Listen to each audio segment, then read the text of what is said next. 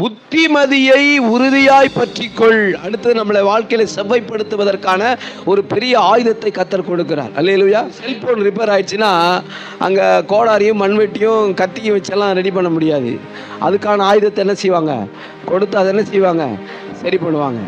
போல நம்முடைய இருதயத்தை, நம்முடைய ஆத்துமாவை, நம்முடைய நினைவுகளை, எண்ணங்களை செவ்வாய்ப்படுத்துவதற்கு தேவன் கொடுக்கக்கூடிய என்ன?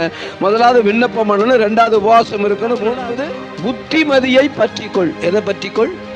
புத்திமதியை பற்றிக்கொள். ஆலோசனை சொல்ல, ஒரு புத்திமதி சொல்லலாம், உடனே அங்கேருந்து ரிப்ளை வரும். ஒரு தகப்பன் ஒரு பிள்ளைக்கு ஒரு ஆலோசனை சொல்கிறாங்கன்னா உடனே அதுக்கு ஆப்னேட்டாக இப்போ இருக்கிற பிள்ளைகள் என்ன செய்யறாங்க? பேச ஆரம்பிச்சிடறாங்க.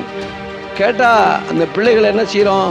எங்களோட இன்றைக்கி ரொம்ப அட்வான்ஸாக, ரொம்ப நாலேஜாக இருக்காங்கன்னு சொல்லி என்ன செஞ்சிடும்? என்கரேஜ்மெண்ட் பண்ணி எங்கே கொண்டு போய் நிப்பாட்டுது? பெரிய வில்லங்கத்தனத்தில் கொண்டு நிப்பாட்டுது. அதனால் ஆவியானவர் சபைகளுக்கு என்ன தேவை, சபையோட விசுவாசிகளுக்கு என்ன தேவைன்னா புத்திமதிகள் தேவைப்படுகிறது. புத்திமதியை உறுதியாய் பற்றிக்கொள். அதனால என்னன்னா ஆயுசு நாட்கள் பெருகுமா.